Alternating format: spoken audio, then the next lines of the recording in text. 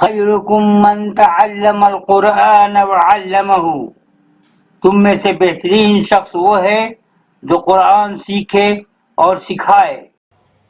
اہدنا الصراط المستقیم، ہمیں سیدھی اور سچی راہ دے۔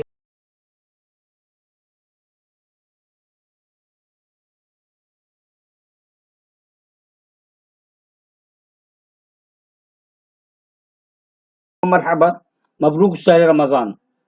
دوستو، آج میں آپ لوگوں کے سامنے سورہ نساء آیت نمبر 101 سے لے کر کے 115 تک تلاوت کرنے کی کوشش کروں گا، اس لیے کہ میں نے وہیں تک مطالعہ کیا ہے۔ دیکھتے ہیں اللہ تعالیٰ کی مرضی کہاں تک میں پڑھ سکتا ہوں آپ کے سامنے۔ آئیے شروع کرتے ہیں۔ اعوذ باللہ من الشیطان الرجیم، بسم اللہ الرحمن الرحیم۔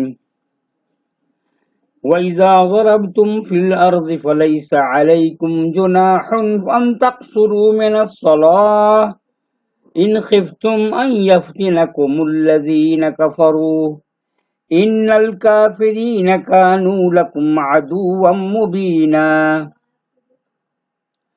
وَإِذَا كُنْتَ فِيهِمْ فَأَقَمْتَ لَهُمُ الصَّلَاةَ فَلْتَقُمْ طَائِفَةٌ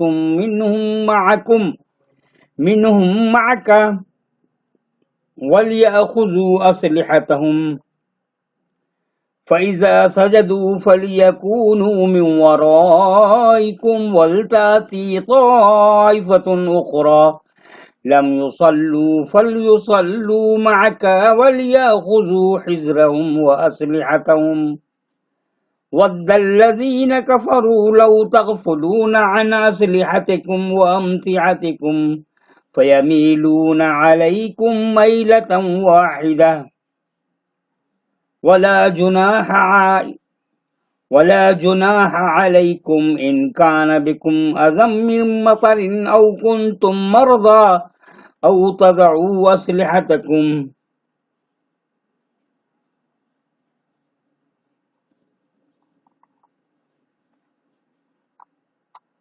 وَخُذُوا حِذْرَكُمْ إِنَّ اللَّهَ أَعَدَّ لِلْكَافِرِينَ عَذَابًا مُّهِينًا فَإِذَا قَضَيْتُمُ الصَّلَاةَ فَاذْكُرُوا اللَّهَ قِيَامًا وَقُعُودًا وَعَلَى جُنُوبِكُمْ فَإِذَا اطْمَأْنَنتُمْ فَأَقِيمُوا الصَّلَاةَ إِنَّ الصَّلَاةَ كَانَتْ عَلَى الْمُؤْمِنِينَ كِتَابًا مَّوْقُوتًا وَلَا تَهِنُوا فِي ابْتِغَاءِ الْقَوْمِ إِن تَكُونُوا تَعْلَمُونَ فَإِنَّهُمْ يَعْلَمُونَ كَمَا تَعْلَمُونَ وَتَرْجُونَ مِنَ اللَّهِ مَا لَا يَرْجُونَ وَكَانَ اللَّهُ عَلِيمًا حَكِيمًا۔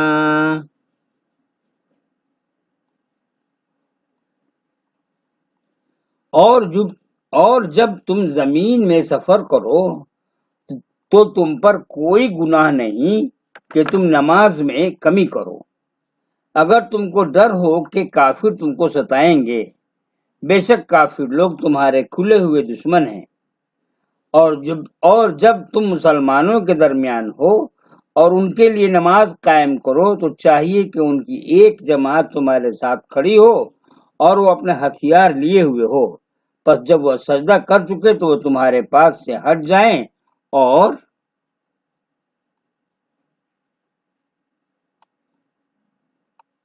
اور دوسری جماعت آئے جس نے ابھی نماز نہیں پڑھی ہے اور وہ تمہارے ساتھ نماز پڑھیں، اور وہ بھی اپنے بچاؤ کا سامان اور اپنے ہتھیار لیے رہیں۔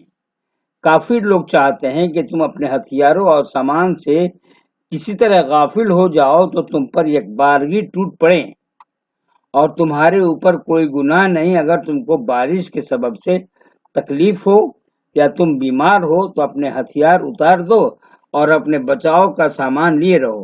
بے شک اللہ نے کافروں کے لیے رسوا کرنے والا عذاب تیار کر رکھا ہے۔ پس جب تم نماز ادا کر لو تو اللہ کو یاد کرو، کھڑے اور بیٹھے اور لیٹے، پھر جب اطمینان ہو جائے تو نماز کی اقامت کرو۔ بے شک نماز اہل ایمان پر مقرر وقتوں کے ساتھ فرض ہے، اور قوم کا پیچھا کرنے سے ہمت نہ ہارو۔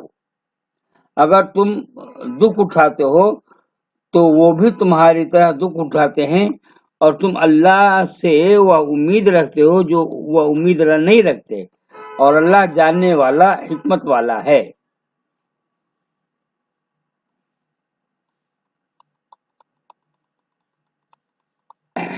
دین میں جتنے اعمال بتائے گئے ہیں، خواہ وہ نماز اور زکوٰۃ کی قسم سے ہو یا تبلیغ اور جہاد کی قسم سے، سب کا آخری مقصود اللہ کی یاد ہے۔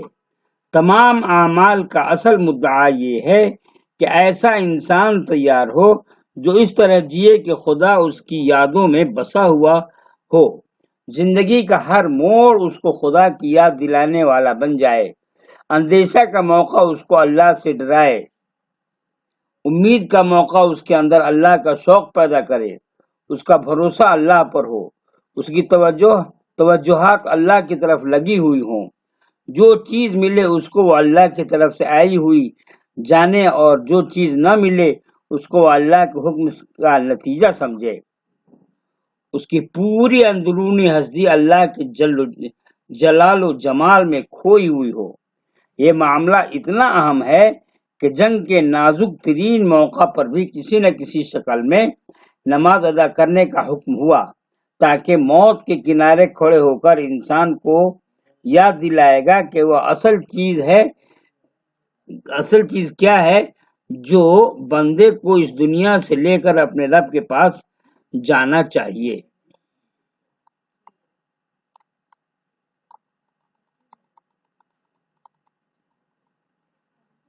اہل ایمان کا بھروسہ اگرچہ تمام تر اللہ پر ہوتا ہے، مگر اس کے ساتھ حکم ہے کہ دشمنوں سے اپنے بچاؤ کا ظاہری سامان مہیا رکھو۔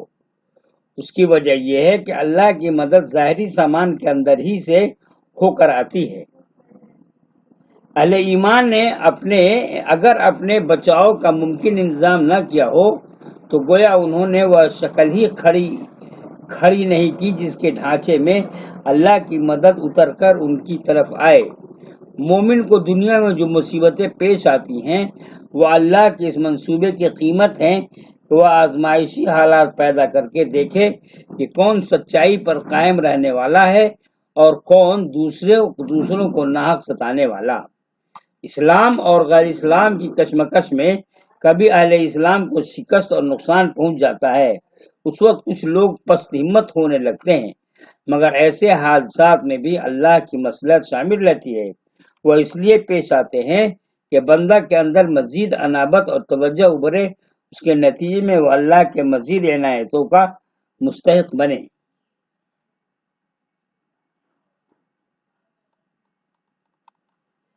اِنَّا أَنزَلْنَا إِلَيْكَ الْكِتَابَ بِالْحَقِّ لِتَحْكُمَ بَيْنَ النَّاسِ بِمَا أَرَاكَ اللَّهُ وَلَا تَكُن لِّلْخَائِنِينَ خَصِيمًا وَاسْتَغْفِرِ اللَّهَ إِنَّ اللَّهَ كَانَ غَفُورًا رَّحِيمًا۔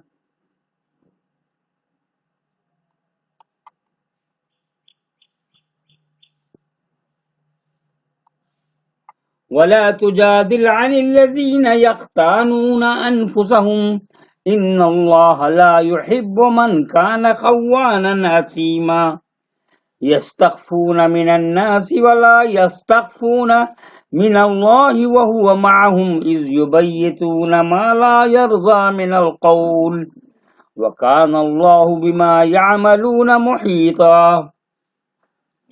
بے شک ہم نے یہ کتاب تمہاری طرف حق کے ساتھ اتاری ہے تاکہ تم لوگوں کے درمیان اس کے مطابق فیصلہ کرو جو اللہ نے تم کو دکھایا ہے، اور بددیانت لوگوں کی طرف سے جھگڑنے والے نہ بنو، اور اللہ سے بخشش مانگو، بے شک اللہ بخشنے والا مہربان ہے۔ اور تم ان لوگوں کی طرف سے نہ جھگڑو جو اپنے آپ سے خیانت کر رہے ہیں، اللہ ایسے شخص کو پسند نہیں کرتا جو خیانت والا اور گناہگار ہو۔ وہ آدمیوں سے شرماتے ہیں اور اللہ سے نہیں شرماتے، حالانکہ وہ ان کے ساتھ ہوتا ہے جبکہ وہ سرگوشیاں کرتے ہیں اس بات کی کہ جس سے اللہ راضی نہیں، اور جو کچھ وہ کرتے ہیں اللہ اس کا احاطہ کیے ہوئے ہے۔ انسان کی یہ ضرورت ہے کہ وہ مل جل کر رہے، یہی ضرورت قوم یا گروہ کو وجود میں لاتی ہے۔ اجتماعیت سے وابستہ ہو کر ایک آدمی اپنی طاقت کو ہزاروں لاکھوں گنا بڑا کر لیتا ہے، مگر دھیرے دھیرے ایسا ہوتا ہے کہ جو چیز اجتماعی ضرورت کے طور پر بنی تھی وہ اجتماعی مذہب کا درجہ حاصل کر لیتی ہے، وہ بذات خود لوگوں کا مقصود بن جاتی ہے۔ اب یہ ذہن بن جاتا ہے کہ میرا گروہ خواہ وہ صحیح ہو یا غلط، میری قوم خواہ وہ حق پر ہو یا باطل پر۔ اس کا نتیجہ یہ ہوتا ہے کہ لوگوں کو اپنا حلقہ اہم دکھائی دیتا ہے اور دوسرا حلقہ غیر اہم۔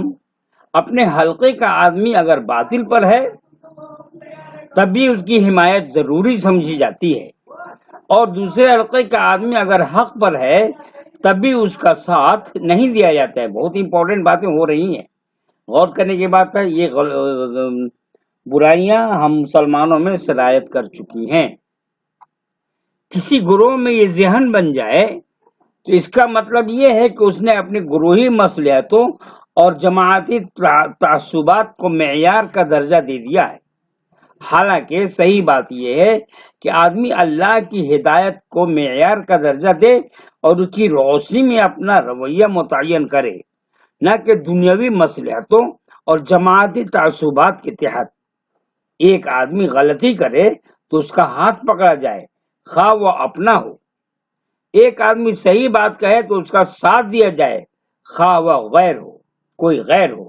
حتیٰ کہ ایسا معاملہ جس میں ایک فریق اپنا ہو اور دوسرا فریق باہر کا، تب بھی معاملے کو اپنے اور غیر کی نظر سے دیکھا جائے، بلکہ حق اور ناحق کی نظر سے دیکھا جائے، اور ہر دوسری چیز کی پرواہ کیے بغیر اپنے کو حق کی جانب کھڑا کیا جائے۔ بہت امپورٹنٹ چیز ہے، یہ کمیاں ہم لوگوں میں بھی ہو چکی ہیں۔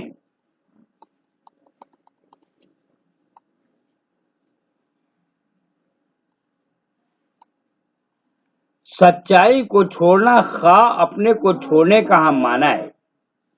جب آدمی دوسرے کے ساتھ خیانت کرتا ہے تو سب سے پہلے وہ اپنے ساتھ خیانت کر چکا ہوتا ہے، کیونکہ ہر سینے کے اندر اللہ نے اپنا ایک نمائندہ بیٹھا دیا ہے۔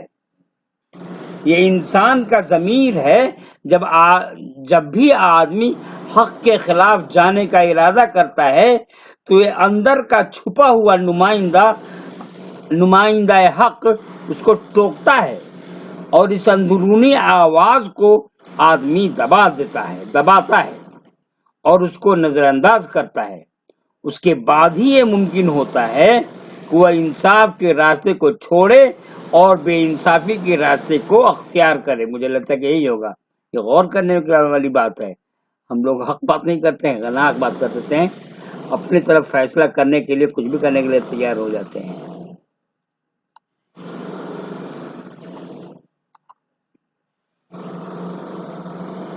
مزید یہ کہ آدمی جب ناحق میں کسی کا ساتھ دیتا ہے تو وہ انسان کا لحاظ کرنے کی وجہ سے ہوتا ہے۔ دنیاوی تعلقات اور مصلحتوں کی وجہ سے وہ ایک شخص کو نظر انداز نہیں کر پاتا، اس لیے وہ اس کو غلط جانتے وہ اس کا ساتھی بن جاتا ہے۔ مگر ناحق کے باوجود ایسے شخص کو نہ چھوڑنا ہمیشہ اس قیمت پر ہوتا ہے کہ آدمی اپنے خدا کو چھوڑ دے۔ عین اس وقت جب وہ دنیا میں ایک شخص کا ساتھ دیتا ہے، آخرت میں وہ خدا کے ساتھ سے محروم ہو جاتا ہے۔ یہیں تک بات ختم کرتے ہیں۔ انشاءاللہ تعالیٰ کل یہاں سے میں آپ کے سامنے پیش کروں گا۔ پتہ نہیں کتنے آیات ہو چکے، مجھے لگتا ہے 104 ہو چکا ہے۔ 100 سے میں نے کیا تھا، مجھے لگتا ہے 108 یا 109 تک ہو چکا ہے۔ بہرکیف ہاں تم ہاؤلا جادلتم سے یہاں تک کیا ہے 108، یہ 109 ہے نا، 108 تک میں نے آپ لوگوں کے سامنے تلاوت کی، یعنی 101 سے لے کر کے 108 تک۔ اجازت دیجیے، اور ایک سنیے نا، ایک یاد کرنے والی بات ہے جو میں ابھی یاد کیا ہوں حال فی الحال، جو نماز یہ افطار کرنے کے فوراً بعد ایک دعا ہے، بہت چھوٹی سی دعا ہے، اس کو آپ لوگ یاد کر لیجئے گا۔ ذهب الظمأ وابتلت العروق وثبت الاجر انشاءاللہ. پہلے میں یاد تھا یہ دعا میں بھی پڑھا کرتا تھا لیکن میں بھول گیا تھا. پھر میں کتابیں دیکھ رہا ہوں، یوٹیوب وغیرہ پہ دیکھ رہا ہوں، تو اس دعا کی تو بہت زیادہ اہمیت ہے. افطار کے فوراً بعد اس دعا کو یاد کیجیے گا، پڑھیے گا.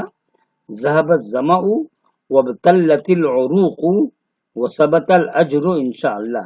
پیاس چلی گئی اور وابتلت العروق اور علق تر ہو گئی اور اجر ثابت ہوگا انشاءاللہ تعالی. یہ افطار کل انشاءاللہ تعالی پھر ملیں گے. السلام علیکم ورحمۃ اللہ وبرکاتہ.